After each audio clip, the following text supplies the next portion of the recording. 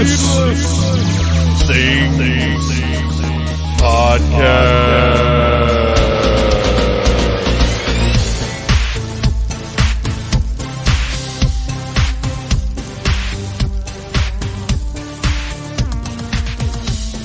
Hey, Phantomaniacs, welcome to the newest episode of the Needless Things Podcast, where we talk about toys, movies, music, and all manner of pop culture dorkery. I am your host, Dave, and this week we are going to be taking a look at the final season of Star Wars: The Clone Wars with our friends at the Execute Chapter 66 podcast. And please go check out the latest episode of Needless Things Presents Execute Chapter 66. It's about Ahsoka, the novel that focuses on, guess who? Ahsoka. Just like the final season of Clone Wars, or at least the final two-thirds of the season of Clone Wars. It's a great... It's a lot, you guys.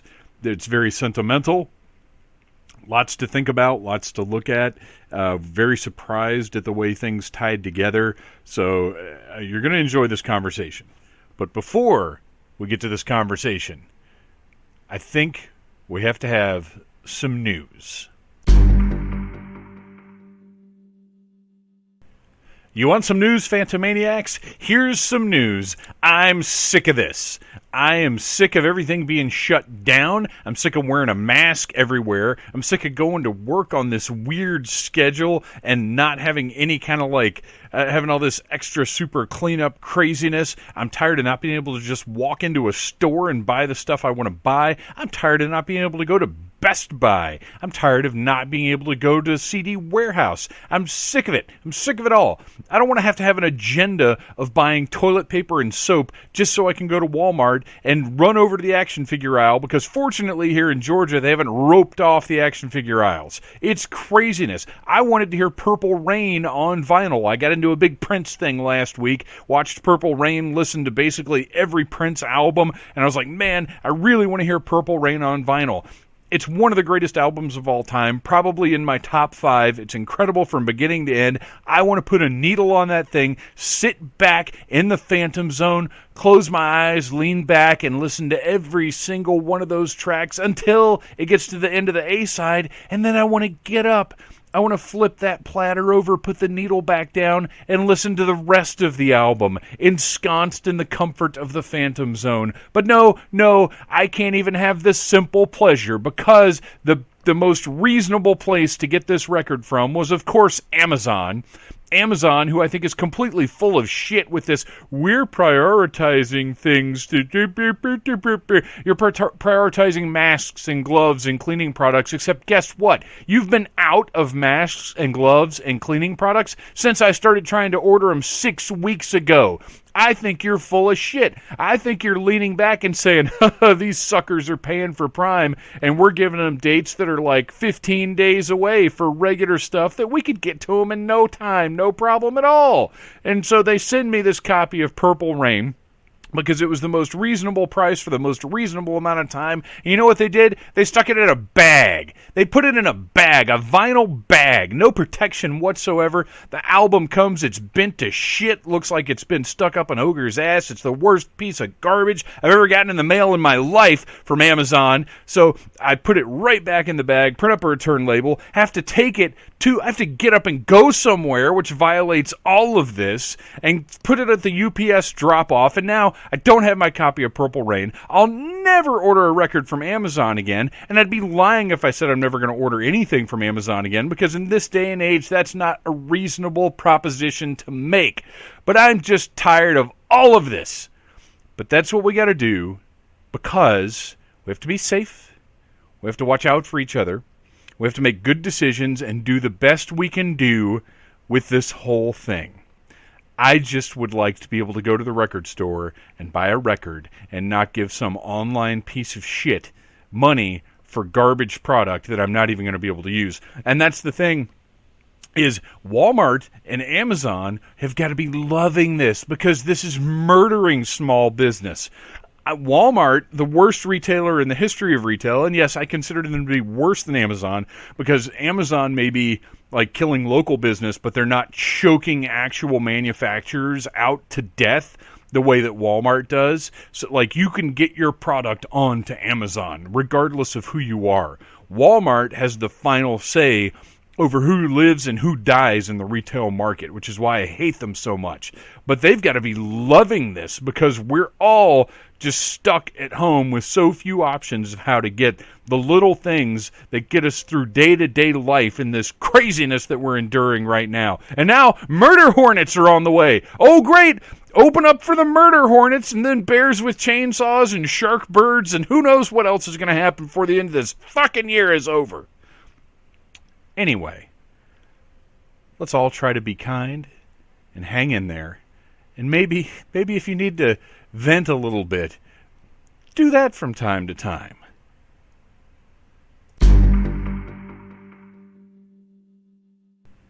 I'm sorry, you guys. That one got away from me a little bit. I hope you're doing okay out there. I hope you're reaching out. If you need to reach out, I hope people are reaching out to you. I hope you haven't been burned on a vinyl copy of Purple Rain when you really, really need it. Let's just sit back and enjoy a nice conversation about Star Wars: The Clone Wars with the Execute Chapter 66 crew.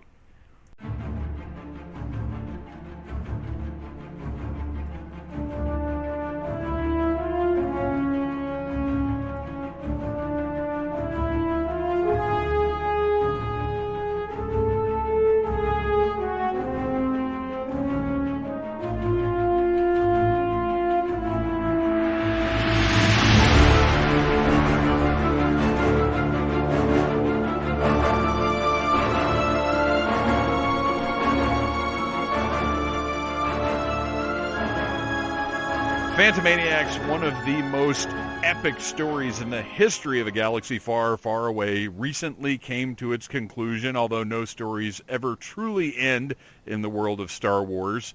But tonight, we are going to take a look at the 7th and final season of Star Wars: The Clone Wars that changed. It's very often the phrase, "This will change everything," is thrown around. But I do feel, as it pertains to this show, it's a fact, because so much of what we know about Star Wars was turned on its head in a good way by the events, not just of this season, but of the show in its entirety.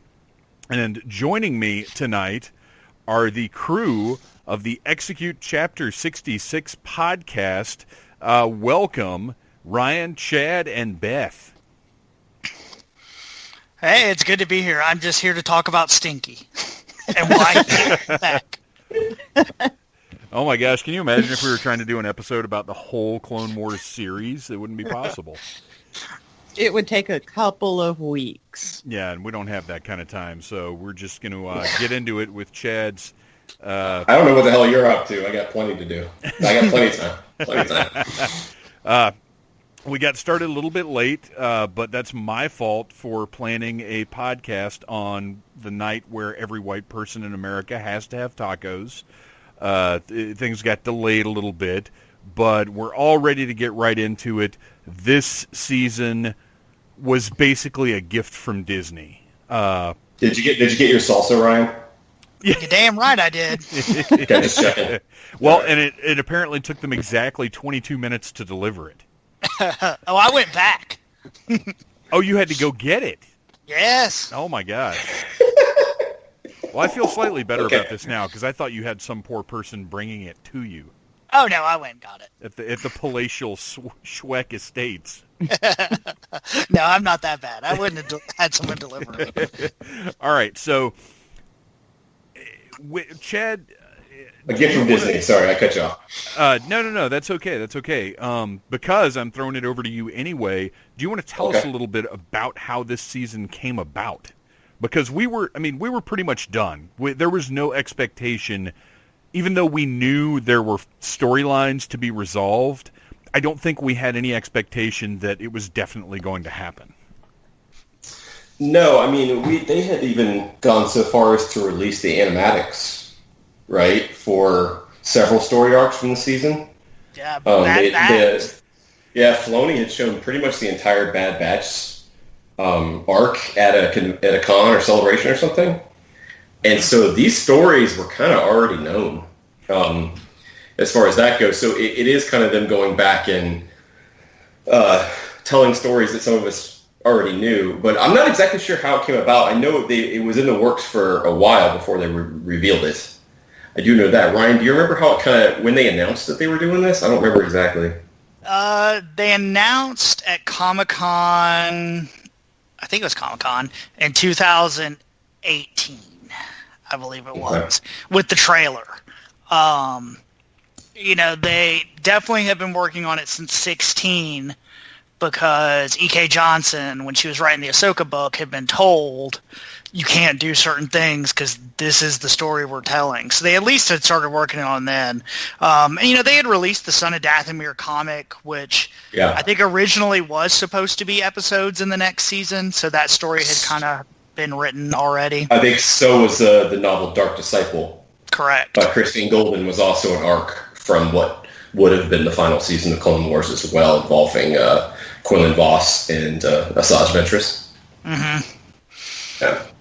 But besides that, they're basically just kind of, I don't know what, I honestly don't, however, know what spurred them to do this. What made them decide, like, you know what, let's go back and do those storylines. After the success of Rebels and then Resistance was on the air, I'm not 100% sure why that decision was made, to be honest. Because typically once you're at the point where creators are sharing unused production material, the thing isn't going to happen.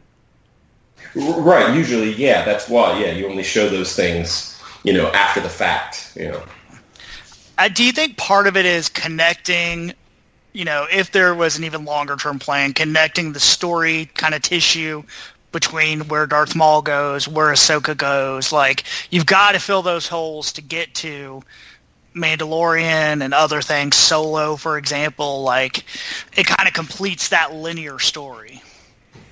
I think so. I mean, it turned out to be, as Chad threw this number out there, I can't remember if it was before or after we started recording. I think it was before. It turned out that about 75% of the content of this season was pretty critical to ongoing storylines across all Star Wars media. And, it's just weird for a big corporation to decide, I think it's important for the fans to get this. Because, look, money is typically the baseline for anything like this that happens. And I can think of a dozen other projects that probably would have made Disney more money than just adding this show to their streaming service. As much as we all love Clone Wars, I don't know that to the general public it's they're new Clone Wars, we better sign up for Disney Plus. Mm-hmm. So it's just really, really cool that this ended up happening, and I feel very fortunate that we got this this part of the story concluded, and especially in the way that they concluded it. But we'll get to that once we start talking about the plots and the episodes. Beth, have you got, before going into this season, like, what kind of expectations did you have about it? I wasn't aware of all the stuff that had been shared. I didn't know what this season was going to be. What were you kind of looking forward to prior to it airing? Well, and I got a little impatient with the show once it did start because I knew it was going to have a big Ahsoka arc.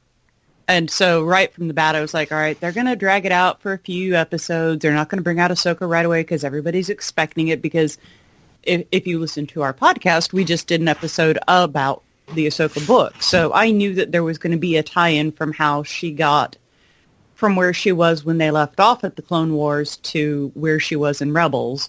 And eventually at some point we will lead into how she winds up in The Mandalorian, if that really is a thing that happens. But I really was just expecting to see what happened to Ahsoka. And if you read the book, you kind of have an idea of where she ends up after the Clone Wars, but I wanted to see it get there.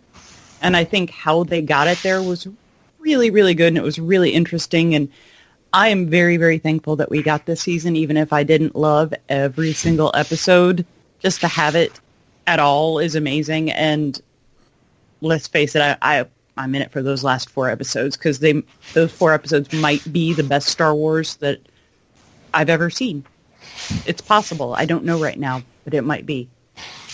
It definitely made it interesting that you know where the end of the show is. Like, it's not like I don't know where this is going. Order 66 is going to happen. And I think it made the viewing interesting because that sense of dread is always there. It's not going to end well. Yeah, that was, I mean, from the beginning of the Clone Wars, one of my concerns is I don't see how they can tie this Ahsoka Tano character and certain other things that are going on in this show into what we've already seen in the films.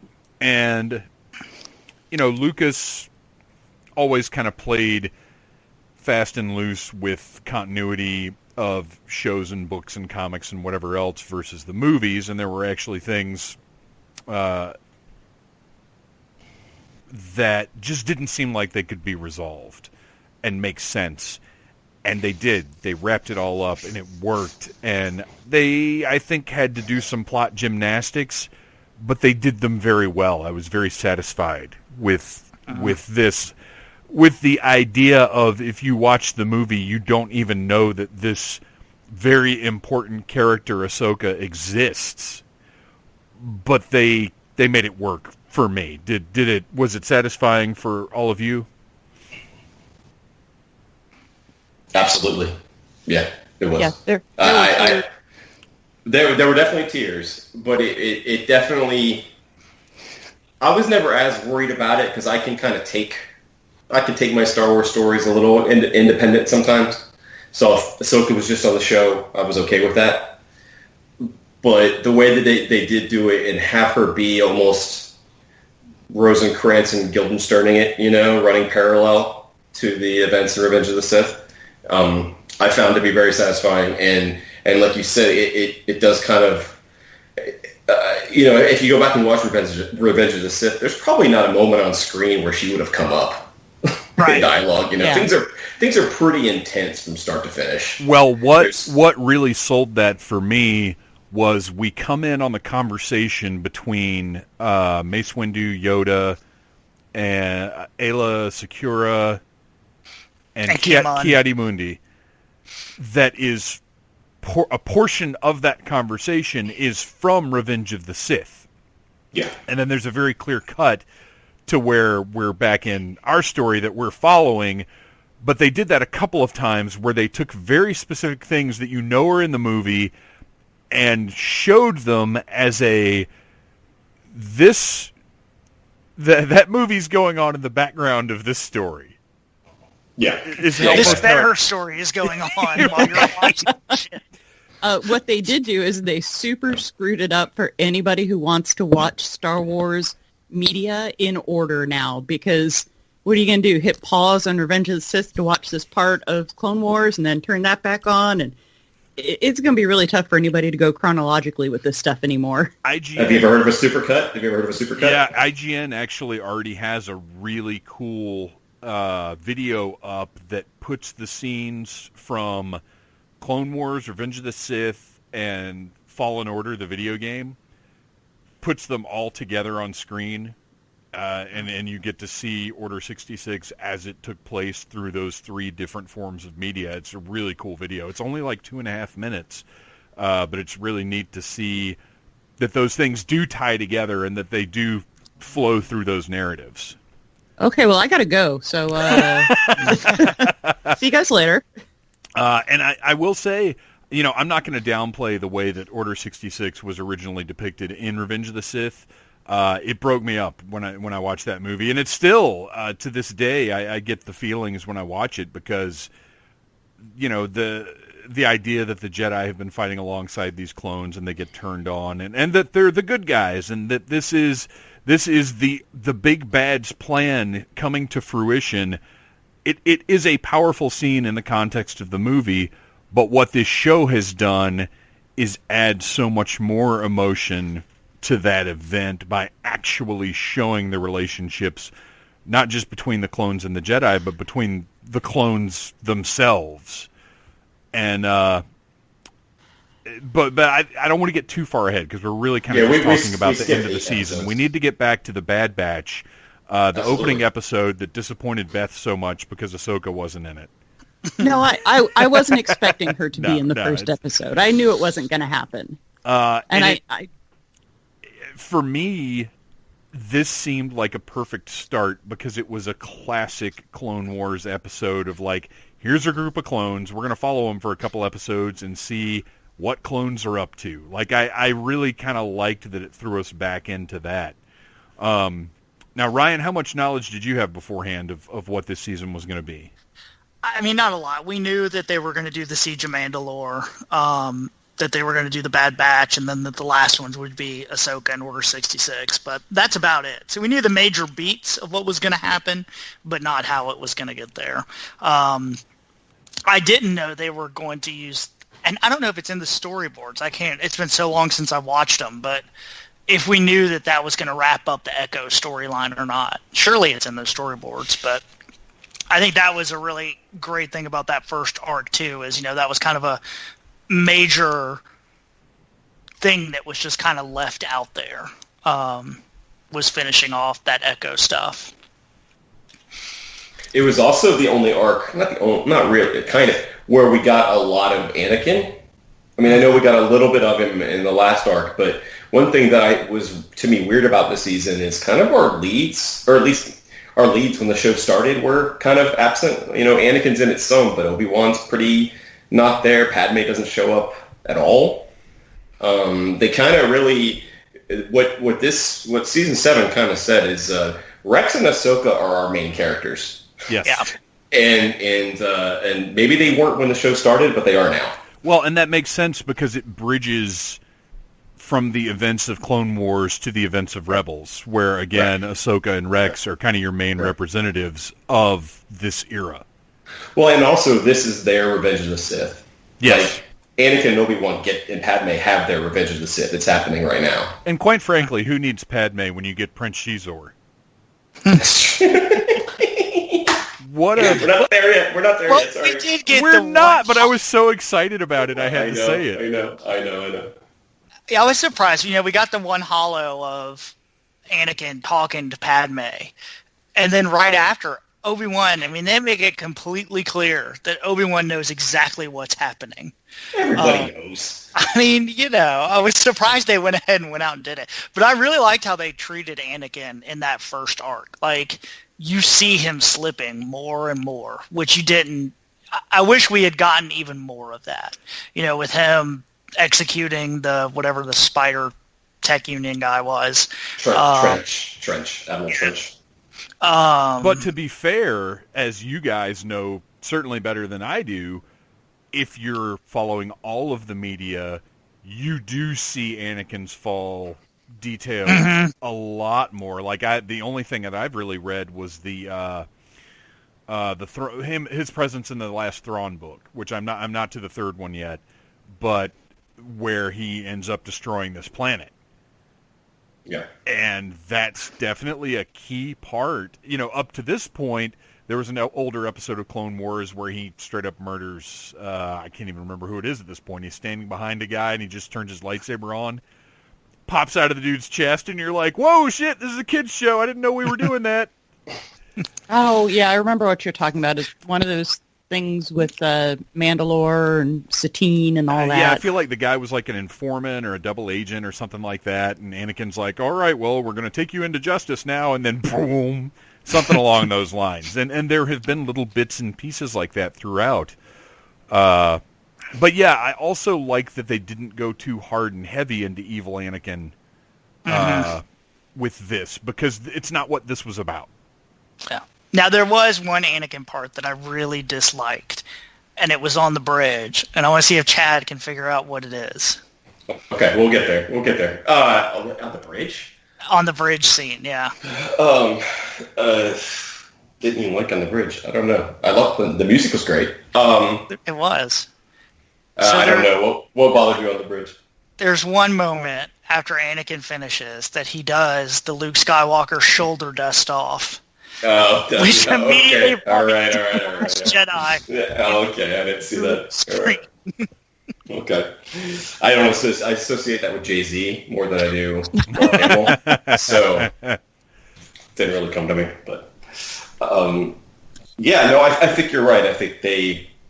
I wasn't complaining. I think we definitely got enough Anakin.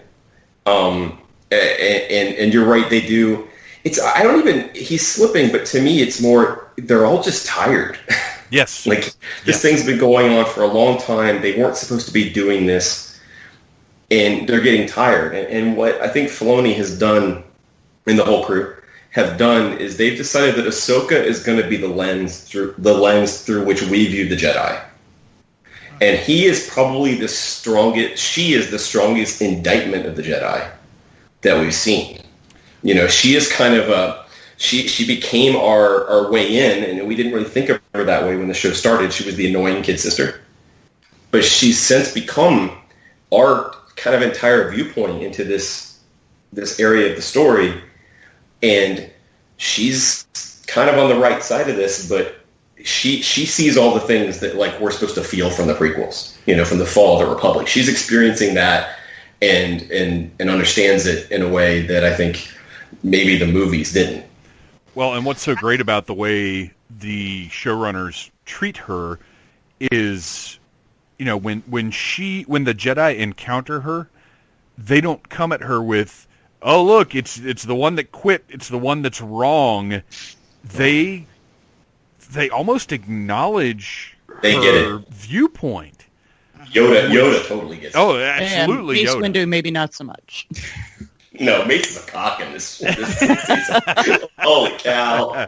But he always was the most militant one, right? They had shown him kind of as the militant, the one that's really ready to fight at all times. It's interesting from a timeline perspective with her, too, because, looking at my own son, who I took to see the movie when he was 3, he was, at that age, he saw the Jedi like Ahsoka did. They're the best. This is amazing. He believes it all. And now, we were watching, I forgot which movie we were watching. He's 15 now, and he's seeing the Clone Wars, and he's like, "Man, the Jedi suck." And I'm like, "Yeah, man." At this stage, yeah. Yeah, he's grown with that same perspective that she has. But let's go back, because we didn't talk about the Bad Batch at all. Did we like the Bad Batch? Yeah, I really liked it. Yeah, absolutely. I think that the first 2 story arcs could have benefited from being 1 episode shorter, but I mean, if there's one thing I could say about the entirety of the Clone Wars series, it's that most story arcs could have been 1 episode shorter. That's fair. But I really liked the Bad Batch. I did like the fact that they went back. Again, it shows the care that the storytellers have for the clones and for their viewpoint during this conflict, that they did go back and they felt the need to tell Echo's story and to give him a resolution. And the fact that he got a relatively happy ending is even better. Yeah, I know Chad and Ryan and I have discussed this. I didn't dislike that story arc. I knew that we needed to see the clones because we needed to have Rex's character reestablished, because Rex and Ahsoka are very, very important together and to each other. I just didn't care enough about all of those other clones to have that much time with them. See, that one, it had Cody, and it had Rex, and it had Jesse.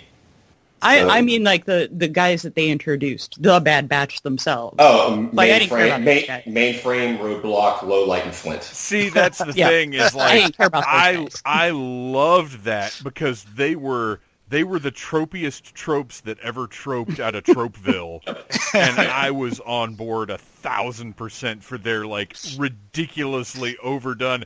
I'm the tech guy. I'm the sharpshooter. I was so into those guys. Yeah.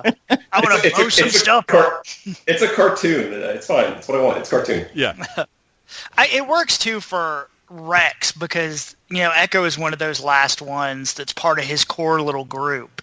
And he's another one that got abused and really damaged. And so it really works for Rex's character later in the season that besides Ahsoka, everyone that he was close to in his group were completely screwed over by the war. Yeah, Well, you get the sense that they Ahsoka are that too, last really. generation. Yeah. Mm-hmm. Yeah, but you do get the sense that they are that first generation clones is kind of gone. That's kind of the end of them. And yeah, I enjoyed their kind of A-Team like antics. The storyline of like they've got my tactics was very vague and very MacGuffin-y, very Mandalorian tracking fob type of logic. But again, as you said, it's a cartoon. It's okay. Yeah, it's a cartoon. It's fine. It's fine. Like, I find it hard to believe that this little group of misfits are really that much more effective than entire battalions of these trained clones. But that's honestly not even just cartoons. That's just action-adventure storytelling. That's video game storytelling. I mean, that's fine. That's the basis of G.I. Joe. Right. If you Why can't... can a troop cannot do this fight, but a Native American with an eagle can? Right. Like, if you can't accept that sort of thing, Star Wars might not be the genre of media for you. I need a dude with a parrot and a Village People costume immediately to stop these terrorists. Right. And he's going to have to sing and dance to do it. Yes, he will. Yes. Get me Sergeant Slaughter. That first arc too really showed off how much they've improved their animation. Oh my gosh! Holy yeah. Shit. This season looked amazing. Last night, our other son, he's just starting the show, so he's in season 1. So I kind of walked down here to watch some of it with him. It's rough. It is crazy after watching the finale earlier in the day and then watching part of season 1, how different it is. Every time they showed Darth Maul and how his face looked like a moving painting, and to a lesser extent Ahsoka looked the same way, but Darth Maul in particular, you could almost see brush strokes in his tattoos and stuff. Like, it was just... I want to go back and watch this now that I know the outcome and just take in the visuals. Like, I almost just want to turn the sound off and just look at it because it looks incredible. Mm-hmm. The only thing I would say is I sure do wish they could have used, because the battle between Ahsoka and Darth Maul later on, and listeners, we're just going to jump around, deal with it, was motion captured by Ray Park in the role of Darth Maul. Yep. And it looked like I didn't know that going into that battle. I didn't know that battle was going to happen going into that battle. It looked incredible. And once it was done, I thought, man, imagine if this whole show could have been like that, instead of having that awkward, like, when the characters walk, it's like they're walking in hard snow. So, like, they take a step and then kind of fall down a little bit, which, who cares? It's a style. It's an aesthetic that we're used to at this point. But... my gosh, when they use the motion capture, it's unbelievable. They did a lot of things in that last arc, though, that they haven't done before. Oh, yeah. Including the motion capture. There's a lot of...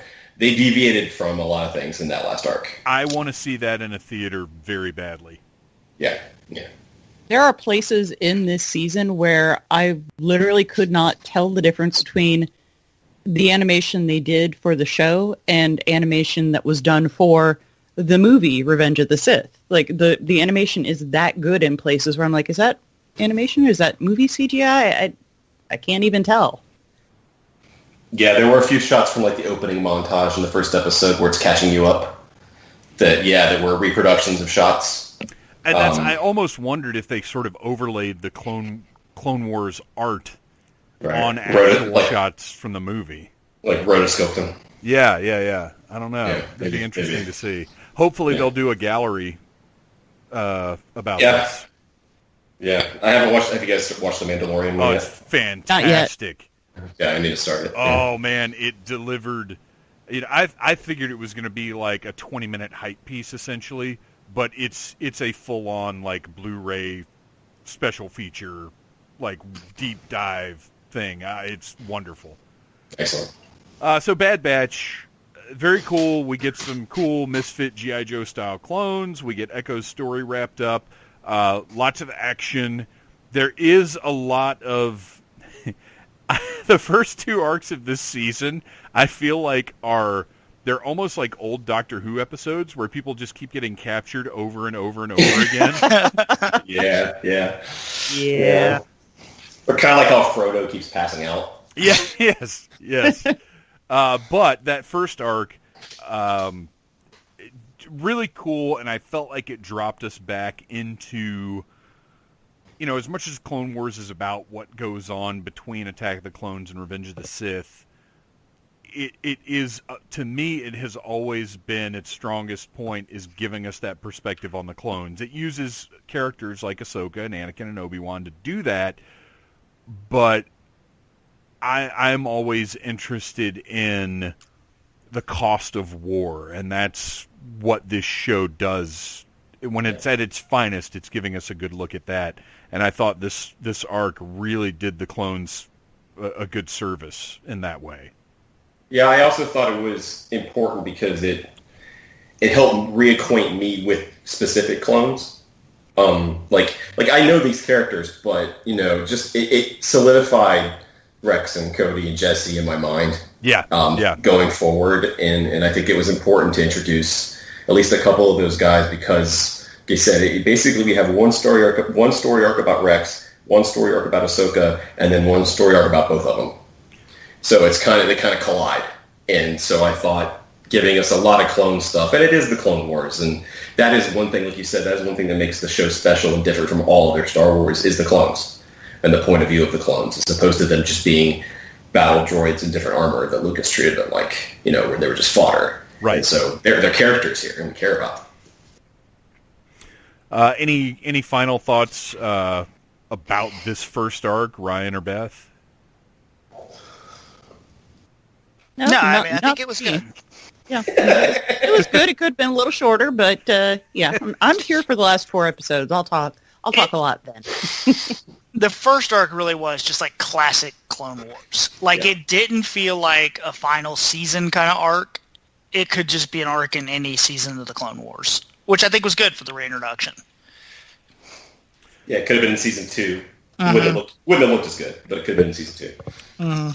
So, speaking of tropes, our second arc gives us, if the Bad Batch were the tropiest tropes ever to trope their way out of Tropesville, the Martez sisters win the Trope of the Year contest. Because, my gosh, everything, and I'm not saying they were bad, but literally every word of dialogue was completely predictable from these two.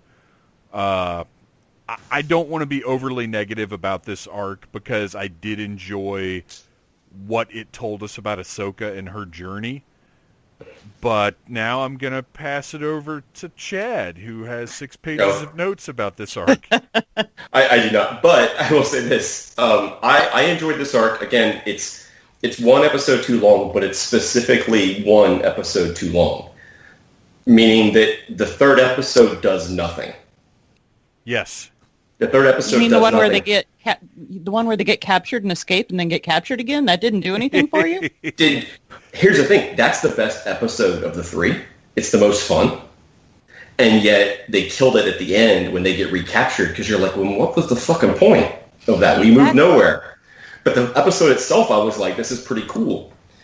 What I liked about, and I actually think that arc is just as important as the first one when it comes to the last one because, yes, it tells us a lot about where Ahsoka is. It also gives us this point of view of the Jedi from the people, and this is something that kind of comes into play in these stories is the common person's view of the Jedi and how maybe it's not so hard to believe that the people of the galaxy would believe the Jedi turned on the Emperor. If the people out there don't have the best view of them, if they're seen as these high and mighty people that cause destruction, like superheroes can be, and if you're, in The Boys or something, if they're seen like somebody that has no connection to the normal people, that makes it a lot more palatable, the idea that the people would go like, yeah, fuck the Jedi, fuck them. In fact, in 20 years from now, we're not even going to tell our kids about them. Like, that kind of makes sense to me. And so I thought that was very important to give this different angle on the Jedi.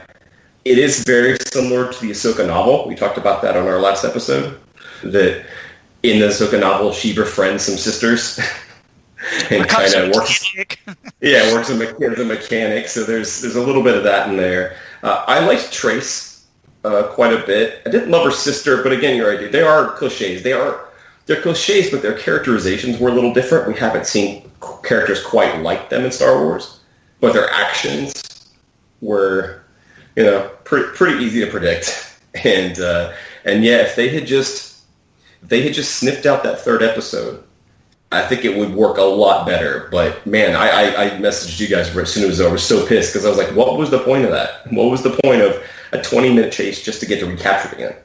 Didn't make any sense. So that they could show 2-second clip of some Mandalorians. Duh. Yeah, exactly. So one thing I did appreciate about this arc was the presence of the Pikes from Solo. That's what this episode did do. We'll get to the last arc. The last arc has a few Rogue One references, kind of homages. And so I think this second arc it's kind of like they were catching up with some of the movies that hadn't come out when the show ended. So the second arc had a lot of kind of Solo stuff with Kessel and the Pikes. And then the third arc has some, I think, direct Rogue One references. Yeah. And so I did think that was cool that it brought in the Pikes, and it was like, these are things we've learned about the galaxy since we last saw you. Let's use a little bit of it. Do you think anybody at Disney stopped them for a moment and was like, wait, so your arc is about smuggling drugs on the children? Well, I think here's the thing, though, is that at this point, Spice is so widely accepted as just this sort of Star Wars MacGuffin that I honestly don't know that corporate people at Disney even think about what it is. They just hear, oh, spice, like oregano. I don't know. They straight have a conversation about it at that table at one point where they ask if it's for medicine or not. And they're like, not really. It's called medicinal. It's legal in some it's legal in some systems. You get the right license. I don't know. I mean, I guess I don't think about that when I know the season's going to end with mass murder. So, like, the drugs don't bother me as much.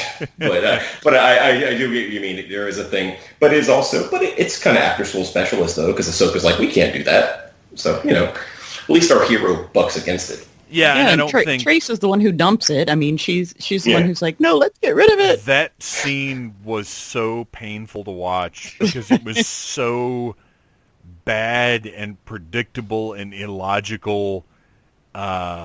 Oof. Yeah. Yeah, it was kind of dumb. But anyway, I enjoyed the arc. It's definitely the weakest arc of the three. It was too long, but I love me some Ahsoka, and I got Ahsoka, and I like, just like in the book, I like seeing Ahsoka interact with non-Jedi. Right. Yeah, I think it's different for us too because we read the books. Like for just somebody that watches the Clone Wars, the last time you saw Ahsoka, she was walking down some steps. And then next time you saw her again, she's fulcrum. So, it's a good fill-in for that. And the good thing is that nothing about it, and it's not fair to say that this was bad. It was not bad. I didn't enjoy it as much, but it wasn't bad.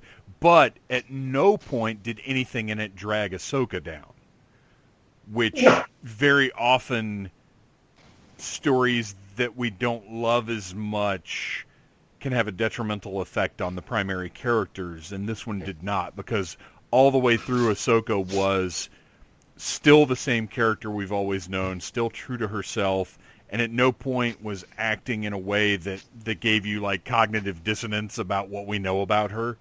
And I think that's kind of the important thing, is that it may have gone on a little too long, but at the end of the day, it was still a really good Ahsoka story.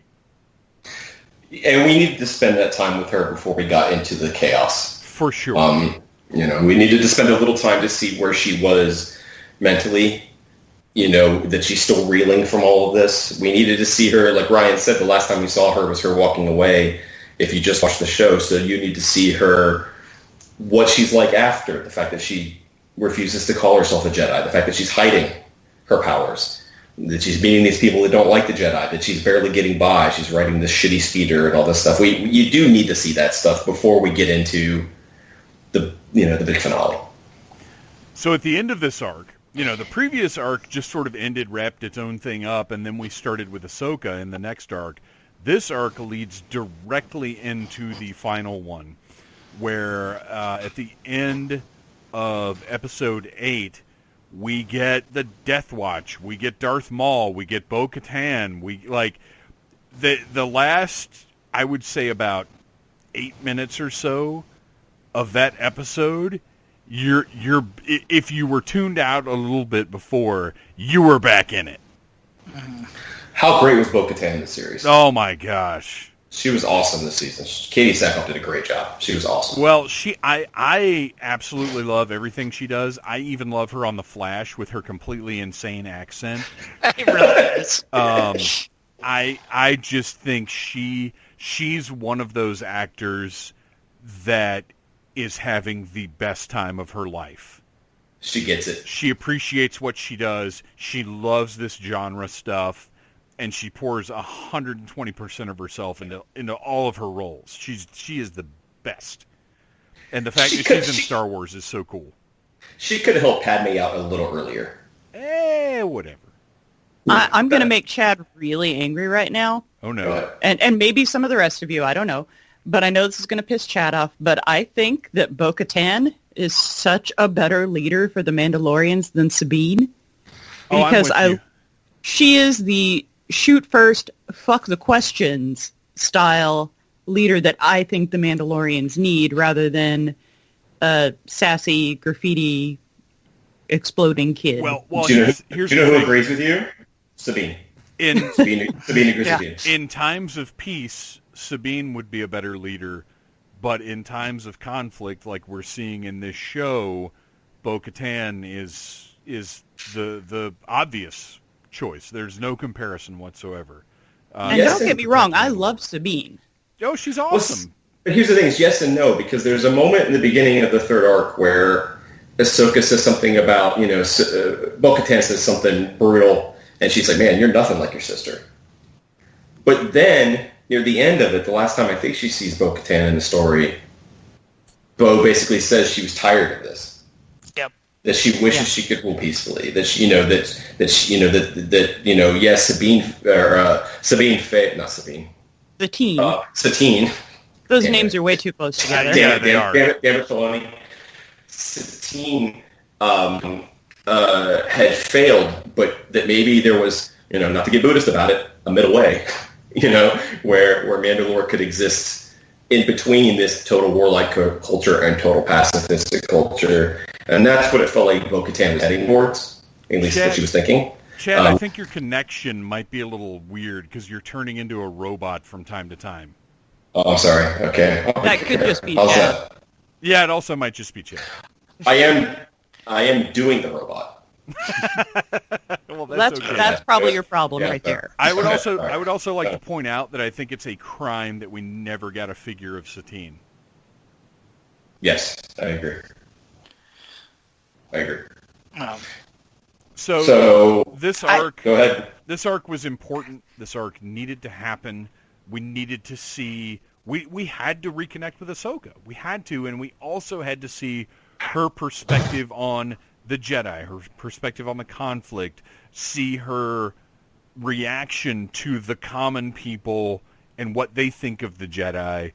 And what was interesting is she didn't go all out like, oh yeah, look at me, I was right, these people hate Jedi, what's up now? Like, she's still conflicted about everything. She's still just such a real character with, as Chad said, our viewpoint on everything that's going on. We want the Jedi to be right, but we see that they're not. Yeah, she does too. Exactly. And I think it showed, like, try as she might, she can't stay out of it. You know what I mean? Like, yes. She can't just stand by and let things happen, even though she walked away. Well, that's the burden of a hero. Mm-hmm. So now, this brings us back, because we've already talked about it a good bit. Brings us to the final arc of the final season of Star Wars: The Clone Wars, and a freaking incredible, 90 minutes of television? It's about 90 minutes, yeah. Right around there. To the point where Episode 9 opens with the Lucasfilm logo and the Star Wars theme. It opens with the Lucasfilm Limited logo. Yes. Not even like the old school Lucasfilm Limited logo. Yeah. And there's no fortune cookie either. Very, very, very clearly, all right, guys, it's time to get serious. Strap in. It's also, we started with a movie, we're going to end with a movie. Yes, and again... And there are similarities between these. This, if I had to bet money, I would say in some way, shape, or form, these final 4 episodes will be released, cut together. Because it really kind of infuriated me that I had to sit and watch credits each time when it was clearly one ongoing story. They have to. I don't care if they put it out on Blu-ray. I don't care if they put it on Disney Plus. Whatever the case may be, I need to see this as the feature that it was clearly intended to be. And it's actually part 1, part 2, part 3, and part 4. Yeah. No little fortune cookie things at the beginning. Right. It has the narration, but just at the beginning of the first one, right? Or did they all have the narration? Did it even just have the narration at the first one? I think it's just the first one. Yeah, the first one. Yeah, the first one I has just narration. watched the last one again today, and I don't remember it. Yeah. I watched all 4 in a row last night, and it honestly, it didn't really bother me that there were pauses in between. That was like, okay, I'm going to go to the bathroom, and when I come back, the next episode will be on. Yeah, but I'd like to see them just cut together because I feel like that's the way they were meant to be. I want to watch it as 90 minutes, 4K, 65 inches in my basement. Like, I want to watch that. I want to see it as a movie. Absolutely. So we open up with, let's, going into this, the final one, because what happened to me, I am not as on top of this stuff as you guys are. I was playing catch-up, and episode 8 ended, and I had watched, I think, 3 or maybe even 4 in a row, and I got to episode 8, and it ended, and then the Clone Wars movie started playing, and I was like, wait, what? What is good for... It took me a minute to realize that is what happened, because actually the beginning of 9 is kind of similar to the opening of the Clone Wars movie. So it's saying it's intentionally with this planet that they're on. Right. So I was like, wait, was that it? It was only 8 episodes, and then we ended with Ahsoka's weird sister story thing? I didn't realize that, because I thought it was done by the time I started watching. I didn't realize there were 4 more episodes to come. So I was disappointed initially, and then I went and did a little research, and I was like, okay, we get our final 4 in here. Going into this, we knew Order 66 was going to tie into this, but I certainly didn't know how directly some of the events of Revenge of the Sith would end up tying into this arc. Were you guys surprised by some of the direct references, or did you feel like, well, they were going to have to do this? This doesn't surprise me a bit. I mean, what's odd, I hate to keep going back to it, but like in the Ahsoka book, it kind of tells you a little bit. We're really just pressuring you guys to listen to our podcast. Yeah.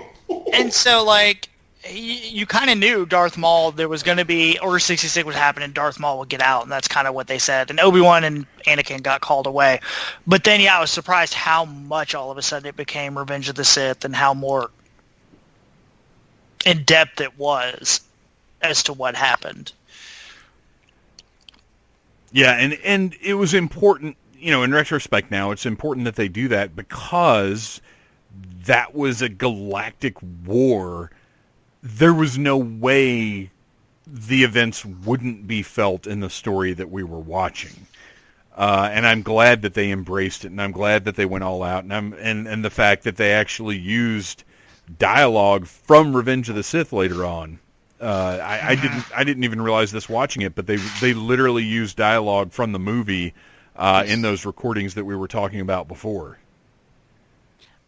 I knew where we were going and where we would end up. What I didn't realize was how we were going to get there. The Maul arc, like I knew he was going to be the bad guy because of the Ahsoka book, but I didn't know how he was going to be portrayed and how important he would be and how great a story they would write for him to where he foresees what's going to happen. Like, he just nails it, and if somebody had listened to him, maybe things would have gone down differently. I didn't see that coming at all. Well, and I also liked that he's a bit of an agent of chaos because he has this information, but he doesn't just ever sit down and tell anybody, like, look, this guy's actually an evil Sith Lord, and this is his plan, and this is, like, he kind of parses it out a little bit at a time. It almost seems like for his own amusement. He's also scared of Palpatine still. Well, he's also scared of Palpatine. He's also a little crazy. He is, but he also thinks that it's already done. I mean, he's just like, it's already done. Right now, it's a matter of what we're gonna. Right now, it's just a matter of what we're gonna do after. Right. But it's already done. Real quick, show of hands, and I'm gonna raise mine. How many people thought bringing Maul back was stupid? Initially? Yeah. Oh yeah, I thought it was stupid. Initially, yeah. Yeah. Now it's fucking awesome, isn't it? Yeah. Yeah. Like I would have said no. Yeah. I didn't. I never had a problem with it, but it was because we got a really cool toy design out of it, so I was okay with it.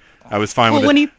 When he first shows up and he's like, "Oh, I was expecting Obi-Wan," I'm just like, "Oh my God, can you just let it go?" But he can't because Stop. Obi-Wan cut him in half. Well, he was kind of asking for it. It's not like Maul was just an innocent bystander. He had the high ground. If somebody cut me in half, I would hold a grudge. Spoilers. But it turns out it's not entirely about Obi-Wan. So I appreciate that they took some of that away and made it a little less about Obi-Wan. And, oh, wait, I want Obi-Wan, but I was hoping he would bring Anakin too. Yeah. And also I'm going to get revenge on that dick who cut me in half. And I really would have liked if Obi-Wan had come too. I really love the parallel between Maul and Ahsoka. Like, especially that one conversation when they have where they're basically like, yep, we were both thrown away by our respective parties. Both apprentices. Yeah. I like the sense that Maul gets a little bit of delight out of sort of prodding Ahsoka and letting her know that, you know, her heroes are not all they're cracked up to be, and that this Anakin, like, you can almost see it, and the animation is so good with the characterizations in this, the facial expressions, everything. You can see in his face that he's enjoying sort of verbally torturing her with these ideas that she doesn't want to hear or believe. The thing is, she does believe it. She's with him until he mentions Anakin. Yeah. She actually, it doesn't really get to her. She's kind of like, that's what I'm talking about, is that Anakin, because that's when his eyes light up, is when he sees how she reacts to that. And that's when he done fucked up. Right? Right, that's when it starts. That's when one of the best lightsaber duels in the saga happens. Any medium, doesn't matter. Yeah. Doesn't matter where, doesn't matter when. Amazing. And I love that later on, when she releases him, and this is where they get really fun because they know what we're expecting, and she says, I didn't let you go for a team-up, I let you go as a distraction. Yeah. Although I'm not rooting for you. Right. There are a lot of logical inconsistencies in that final sequence, but we'll get to those in a minute, because I think we've probably got a few more things to discuss. She also has in the duel, she has a great line where he says she's arrogant like Kenobi. And he says, you'll find I have many qualities for which you will dislike, or for you to dislike. I thought she was real sharp. She had some really good lines in this series. Like, she was pretty bad. She's been hanging out with the Quip Master for a long time. It's true. Obi-Wan's kind of worn off on her. Before we get too further, one thing I would like to mention real fast is the music. Because we skipped by, in the first episode, there was the amazing sequence where Ahsoka chases Rex to the surface of Mandalore, which is a really fun sequence. But Kevin Kiner, who's done the music for all of this and for Rebels, when the movie came out, when the Clone Wars movie came out, I hated the music. Hated it. I did. It was a departure. It didn't feel like Star Wars. But over the years, it's a combination of me getting used to it and it getting better. But these last 4 episodes, he fucking nailed so well that it's probably my favorite Star Wars music in years. There was a scene towards the end where the music almost dipped into like Mark Mothersbaugh synth territory. Yeah. And it hit me. I was like, this is incredible, but I would have hated it, 13 years ago. Well, the other thing I wanted to bring up is that one of the things he also did was he was really good at using John Williams themes in this one. During Rex's, it starts with the opening fanfare. But then during Rex's attack on the bridge, he uses like the title music. When Anakin gives Ahsoka her lightsabers back, he uses a little bit of Yoda's theme, which can also, I think, in this context, be like a teacher's theme, like a master. When Anakin walks away, he plays Anakin's theme from The Phantom Menace. When they race to the bottom, he plays the Force theme, kind of the adventure variant of the Force theme. It's kind of funny. He does not give us Duel of the Fates, but he teases it. I just kept waiting for it. Like, I'd start to hear the beginning, like, here it comes, and then... Well, what's funny, though, is when he first starts to fight with Ahsoka, their little clash in the sewer, it starts to play it, and then it stops when Maul says, not yet, and leaves.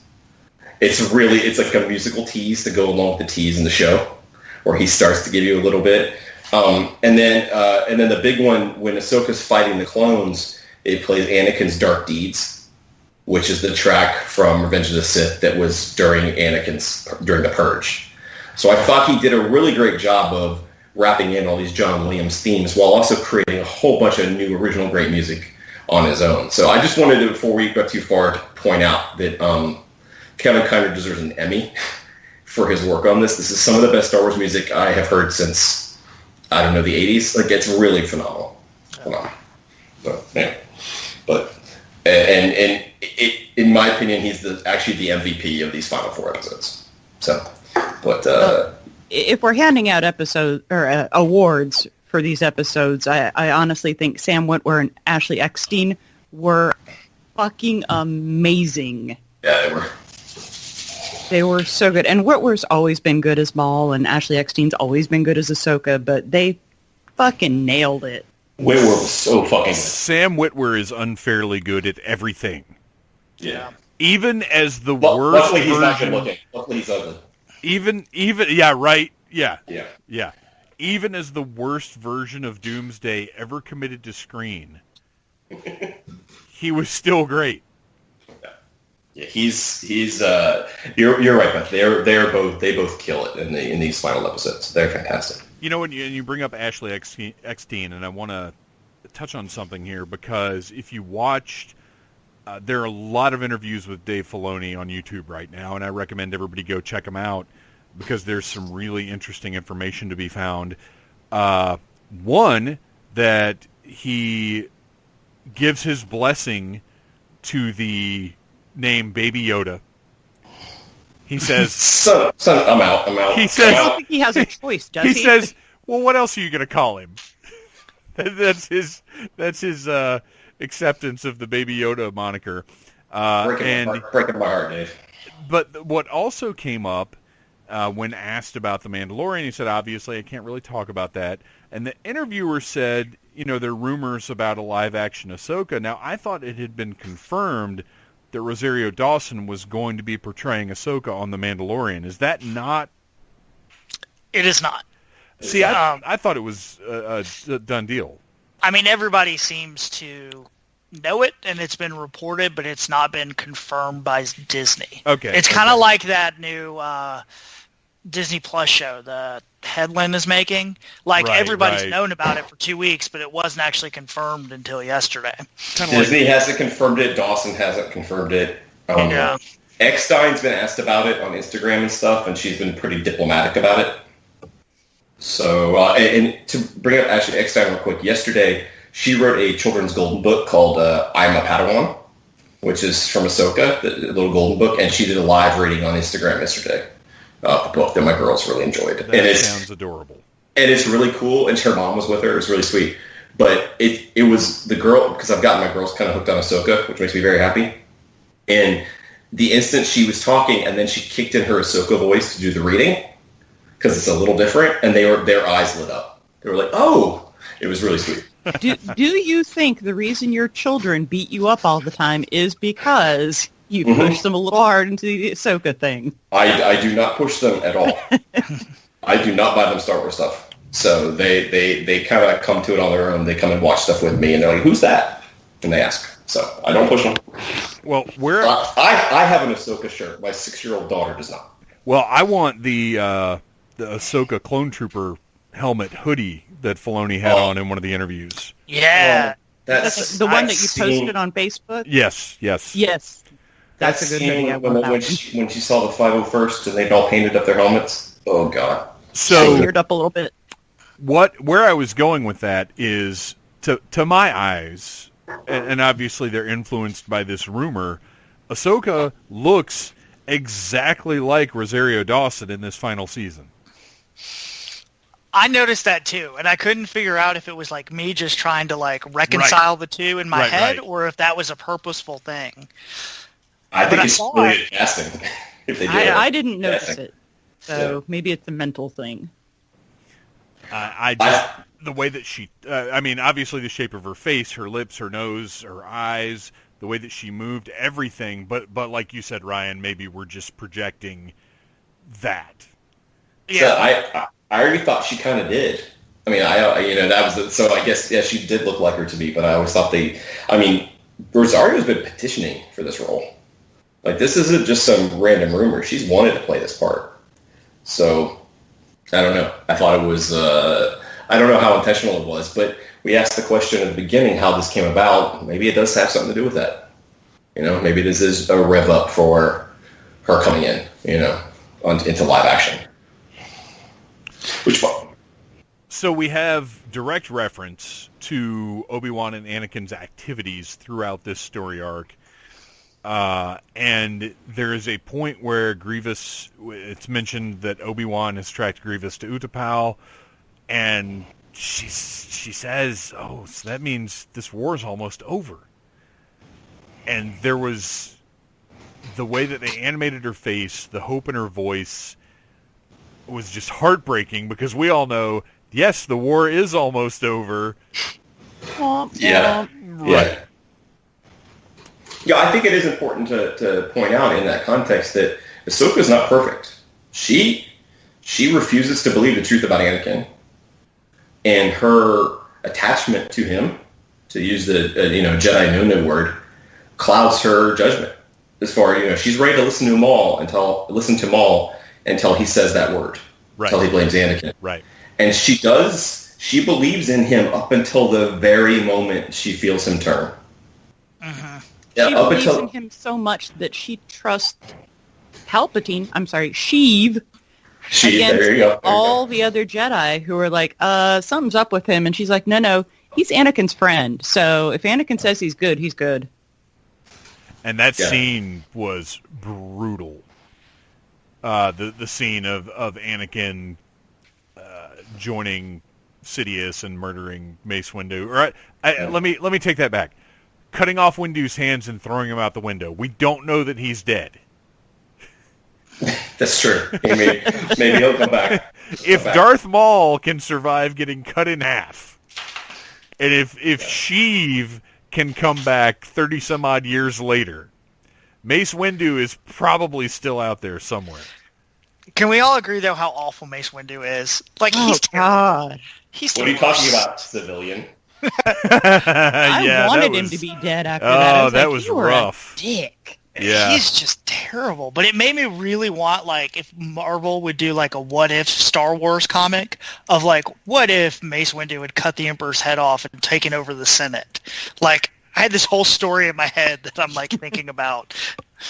God, he's awful. Just the way he treats her and...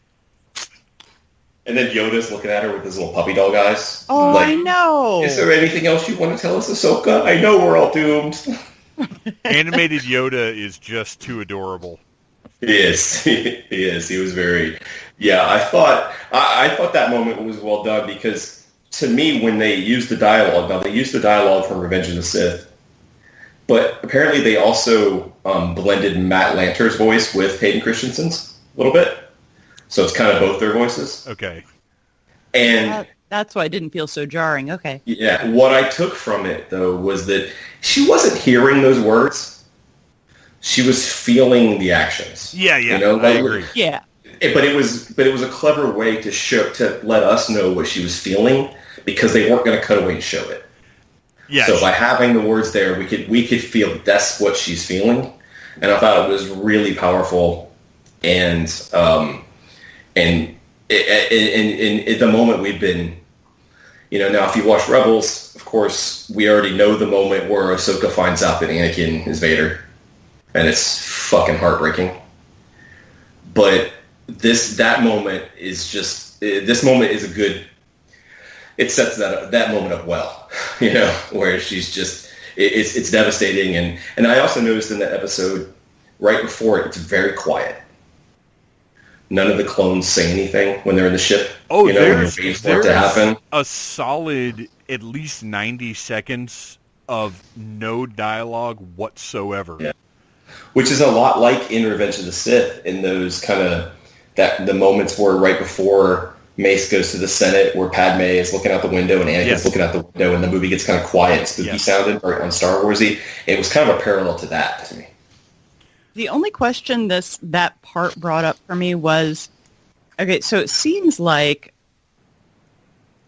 Rex is being given Order 66 almost instantaneously while Ahsoka is feeling Anakin's turn.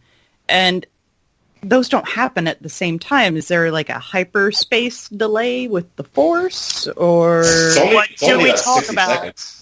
Yeah, time doesn't exist in Star Wars. Yeah, I mean, they are in basically, hyperspace? You're right. Palpatine basically stands up, dusts his robes off, and gives the order.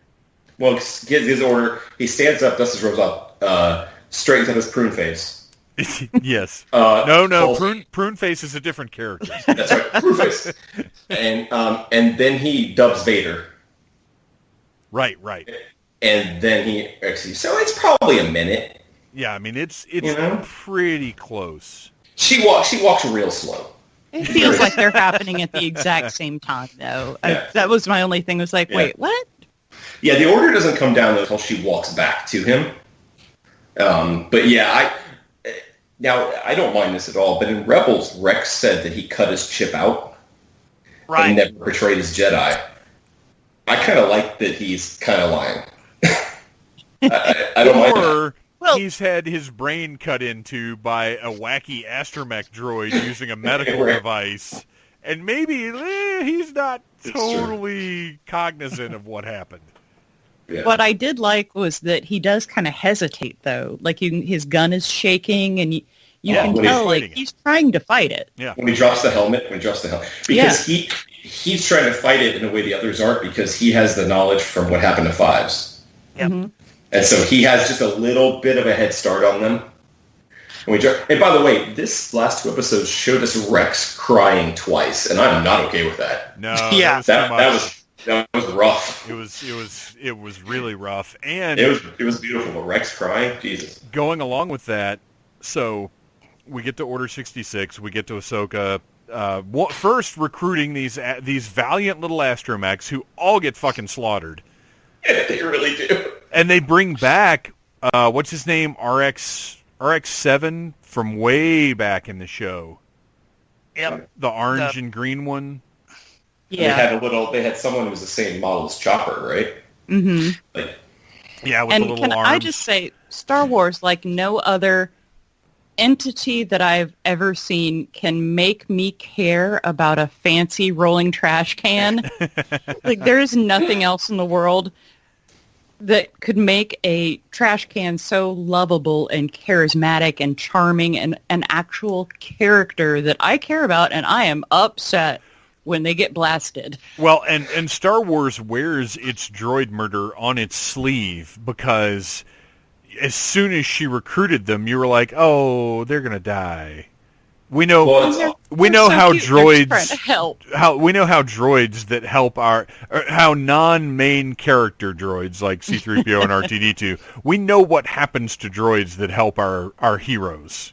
well, L3, K2SO, it didn't work out Right. too well for them either. Exactly. It was kind of, not in a bad way, but it was kind of a cheat, because you can't kill Ahsoka, you can't kill Rex. Right. So you put some quote-unquote people on their team. that you get off to create some danger and some surprise. Those droids got weakened. Oh, they got thrashed. Like they got really thrashed, almost shockingly. But it was partially like so you could have losses on the good guy side. Yeah. But it was cute. So during this whole sequence, Ahsoka, even more so than Rex, is determined that she's not going to cause any deaths. And I get the sentiment, and I appreciate the sentiment, but they're on a ship that's hurtling towards its doom. All of the escape pods have been destroyed. Like, these guys are gonna die no matter what. You can either die with them, or you don't. Well, what made me laugh is like right after that, she's like, "I'm not going to cause any deaths," and then starts opening doors underneath them, and they drop like 30 feet. It's a cartoon. What do you think's happening there? She was like, "This wouldn't kill Bugs Bunny, so it's not going to kill these guys." They're clone. They have strong knees. They've been reinforced. They're fine. They're fine. They're in armor. I will go you one better though. When she says she doesn't want to take any lives, but she lets Maul loose. And Maul has no problem taking lives because he gets himself a Vader in Rogue One sequence. And that's exactly what I was getting ready to say. Yeah. She seems to think that without a lightsaber, he can't do anything. And obviously that is not the case. Well, I don't think she thinks that. And I think it's just another example of her having depth of character. Yeah, I don't it's great. as a grown audience, I don't think we are meant to think that Ahsoka believes there won't be deaths. I think she knows exactly what she's doing, but she is doing her best to not take lives. Well, and it's also like and even if it's a mistake, good. Let our characters make mistakes. Right. Yes. She has a very hard decision to make. Right? She's in an impossible situation. And so she decides to do this thing that, yes, she's unleashing Maul onto these troopers who are her friends. But what are her choices? She decides to make a very hard call. One that that bends her morals, but it's a very hard call. And then at the end, Rex even says when she goes, I let Maul go, and Rex is kind of, she's like, it was a diversion. And Rex is like, that's one word for it. Like, Rex wasn't too happy with it that she had let Maul loose on the people. She's making some morally compromised decisions, but that's what happens when you're in an impossible situation. Your morals can't always win the day. So, but you're right. It does I was a little when Rex is shooting people with stun. Right. And I was like, sure, okay. They're going to kill you if you don't kill them, but okay, let's stun them. Let's be nice. And they can be unconscious when they crash into the planet. Right, they're all going to die anyway, as we saw in the, the incredibly powerful scene of all of the helmets on the stakes, once they're planet-side.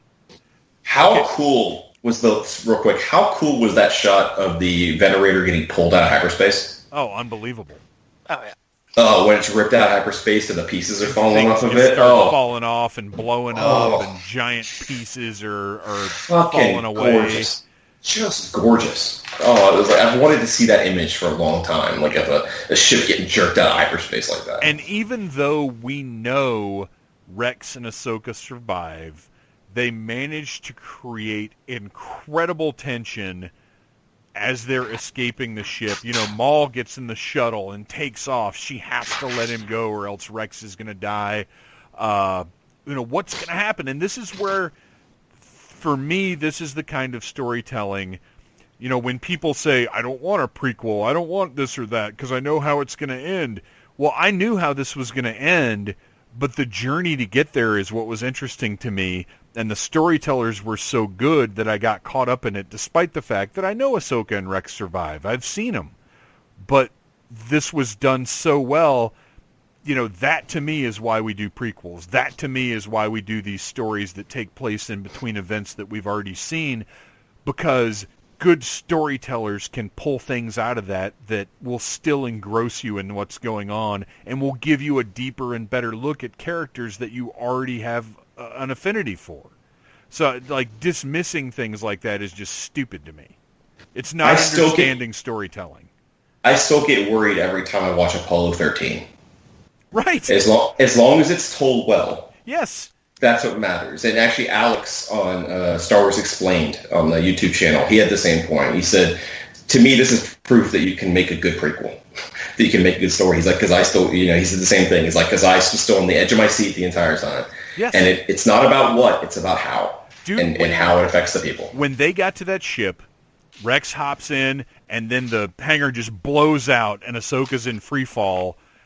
I was on the edge of my seat. I was like, what is going on? How is this happening? What's going to happen? And then we get this great, straight out of a video game sequence of her, landing on parts of the ship and running and dodging stuff, jumping back off. It was great. I was almost waiting for a quick time action where I would have to hit a button somewhere. Yes. Absolutely. You had to hit triangle for her to dodge under the thing. Yeah. It felt like Force Unleashed.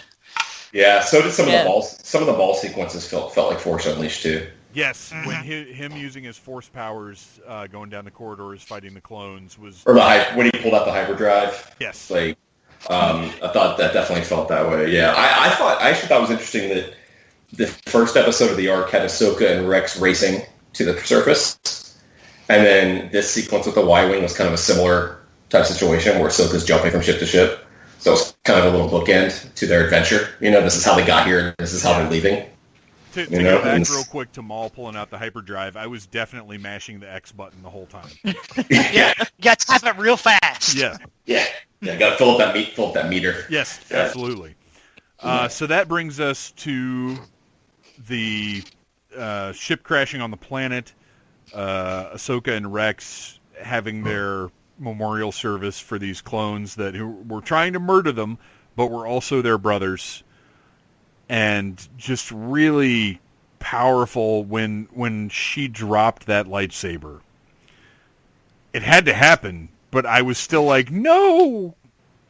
I felt that thump in my chest when it hit the ground. Yes.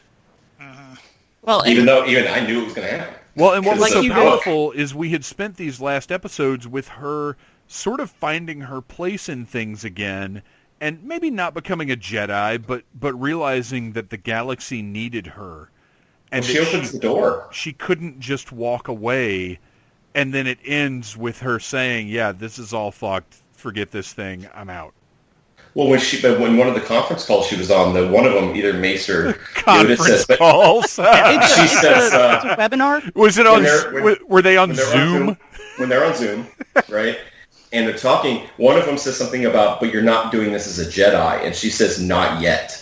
Yes, right. She even was left the door almost to her. To her, it's at this point in the story, it's still kind of not real to her. It's still maybe kind of temporary. Yeah, and that was Yoda saying that to her, though. Yeah. So maybe she's just trying not to hurt his feelings. But there is a sense of but maybe until the events of this, that there is an element of her that'll be maybe I'm just going through a phase. Maybe I'll come back. Maybe she has to do what the Amish do, where they go off and fuck for a year. And then decide if they want to come back. Rumspringa. Right, yeah. Maybe she has to have maybe there's at least a part of her, I think, that is holding on to the idea that she could come back. Yeah. Or that maybe when the war is over, it will be different. The Jedi will go back to being the Jedi and not the generals. Yes. Yeah, exactly. Yeah. So after this memorial service, we cut to what is basically a celebration of the 40th anniversary of The Empire Strikes Back. Yes, we go by. We have a lot of merchandise tie-ins. Naboo and Jar Jar's sitting on top of the castle yelling. You can head to your local store right now and purchase Imperial probe droids and all kinds of Hoth stuff. It was a great cut, though, because it cuts from there to a clearly Imperial era shuttle. Mm-hmm. It's not the Theta shuttle; it's the Lambda shuttle. Yeah. And again, the landscape that they're showing, because now this planet that they crashed on is it's winter. It has seasons. It has seasons. Star Wars planet has seasons. Why wouldn't you wait until the winter of some planet to go visit it? Why wait till spring? Because he's been busy murdering kids. True. It's true. We don't know how long this has been. Yeah. Right. It could have been years. Yeah. Should have been But years again, if someone why- discovered Why the go wreck in the winter? because they just found the wreck. Maybe the planet is sad. But we so get it got cold. these gorgeous landscapes that look like paintings in motion, Yeah. or snowscapes, I guess. And Yeah, then stormtroopers. yes, snowtroopers, stormtroopers, Imperial probe droids, all your Hoth goodies in one place. And Were those then- stormtroopers, before we get to him, were they as jarring to you as they were to me to see them? Oh, yeah. Like, Yeah. I mean, I knew they were stormtroopers. Like, that wasn't a surprise. But seeing that design Well, on Clone Wars, seeing the like, whole lot- really- Yeah. The whole last 2 minutes was like that. Yeah, Yeah. seeing the Hoth troopers was when they, like, seeing them from behind, I was like, whoa, are those just straight up snow troopers? And then they turn around and you're like, whoa, those are straight up snow troopers. Because we have 7 years of the Republic, and while we don't watch it fall on screen in this show, it falls, Right. or becomes the Empire. And so it is very startling to then make this cut, and we're in classic Star Wars aesthetic. And with You that know, comes With that, yeah. Lord Vader on the snow planet, walking around. What's up, yo? When he was in the shuttle, I'm guessing he was in the shuttle. Yeah. Yeah. I'm here because I heard somebody dropped a lightsaber. I'm going to check it out. And we get this incredible scene that I captured as I was watching it. And I sent Chad a message and I said, Yeah. is it too much of a spoiler if I make this my cover image right now? And he was like, yes, I think so. And I said, well, the fact that I had to ask really should have clued me in on that. do you know how it got spoiled for a lot of people? Probably IO9. Merch.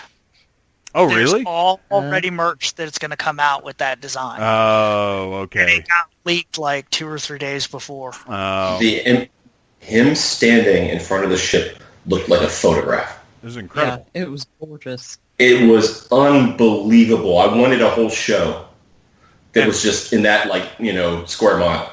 And Because of how good it looked. I loved, because if you remember in Rebels when Ahsoka confronted Vader, you could actually see Anakin's eyes through those red lenses, and they did it again here. When he looks up into the sky, you get, just for a second, you can see his left eye behind that lens, and that is just, it tore my heart apart.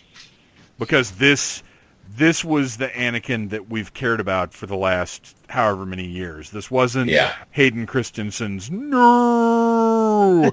This was our guy, our sky guy.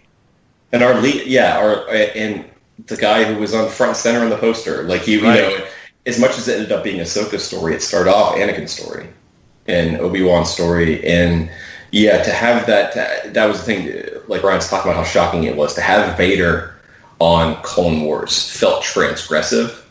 Mm-hmm. It felt wrong. It felt undeniably sad. Because you're right. 7 years of an Anakin that we really like. Well, but seven seasons, but 13 years. That's true. Think about how crazy this is. Clone Wars lifespan is almost as long as the span between Return of the Jedi and Phantom Menace. Yeah. Only by a couple of years. Yeah. That's I saw one of those interviews where Filoni was talking about people growing up with the Clone Wars, probably like your kids, Ryan. And I was like, wait, I was in my early 30s when this started. Was I not supposed to be watching this? Did I do something wrong?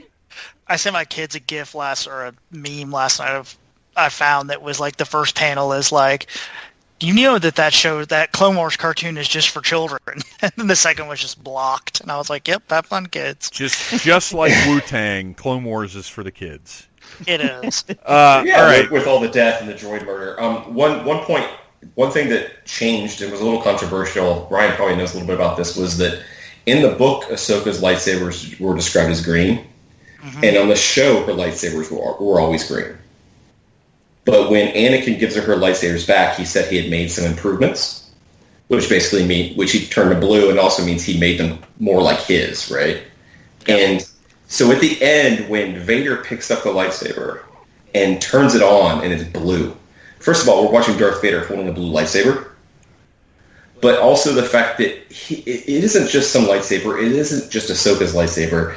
It's a lightsaber that he worked on, of someone he loved and cared about, and he put himself into that lightsaber. Like he made it more like his for her because of how proud he was of her. And so it's just so unbelievably tragic to see him holding that lightsaber like that, considering all the. It's just, I don't know. It's a stunning moment. It's really beautiful. So to wrap this thing up, because we have to now. Yep.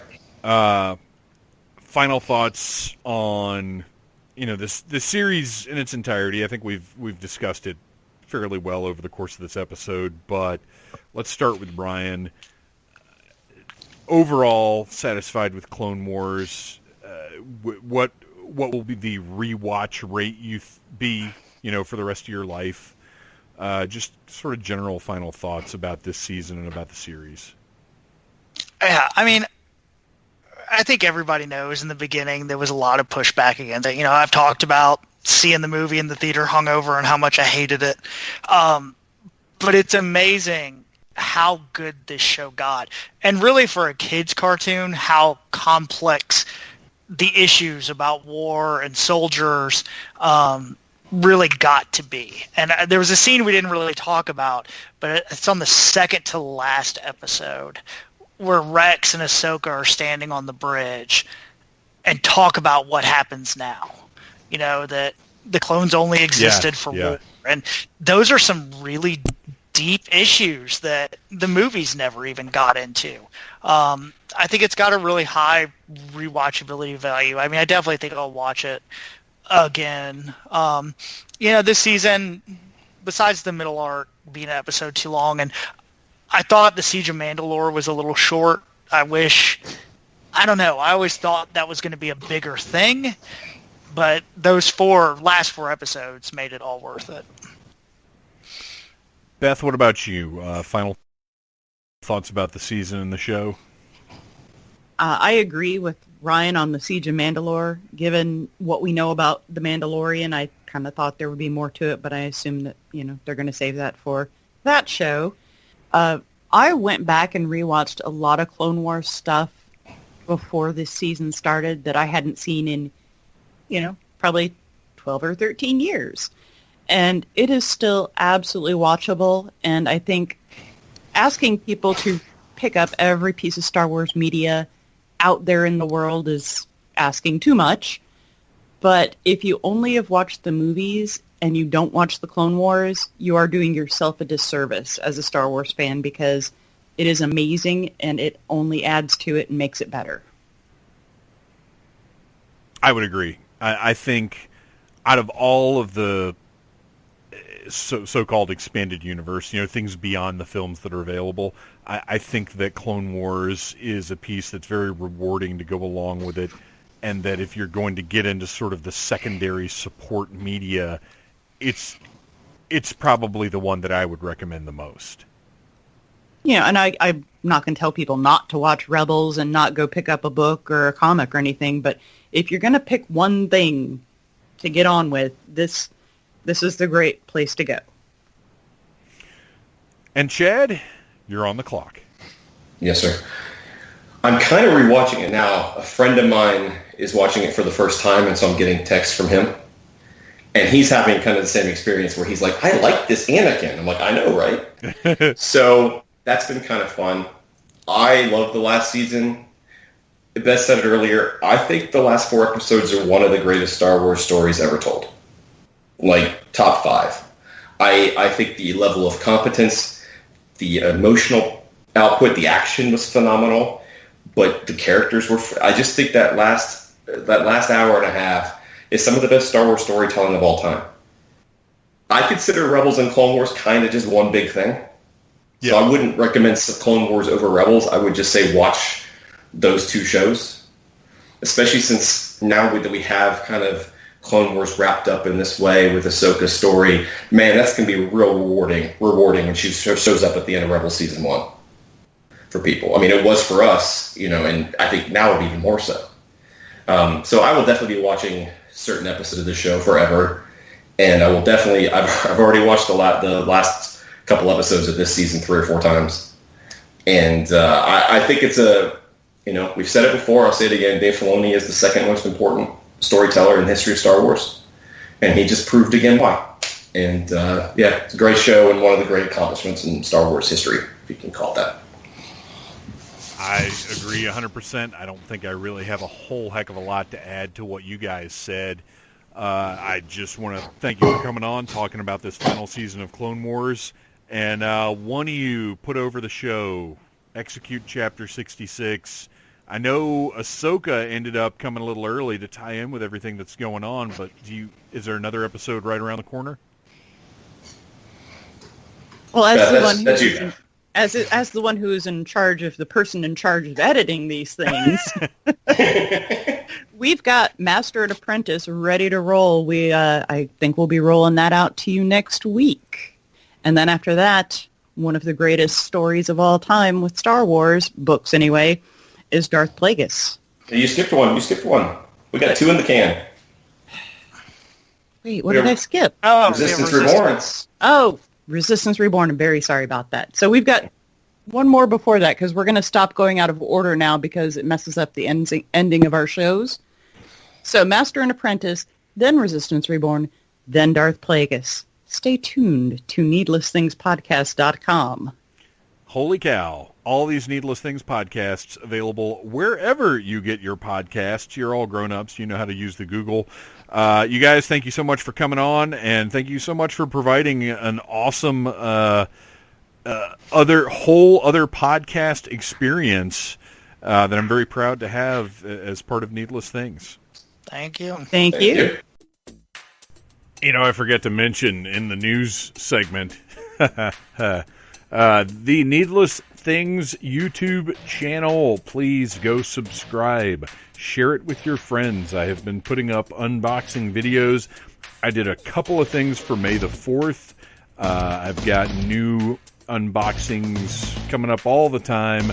And on Sunday, May the 10th, not only is it Mother's Day, it is also Phantom Day. It's my birthday.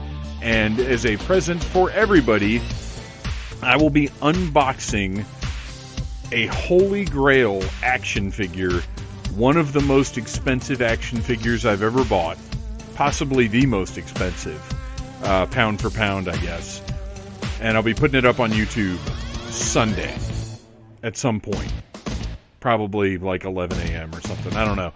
Maybe I'll look and see what's the best time to post stuff on YouTube.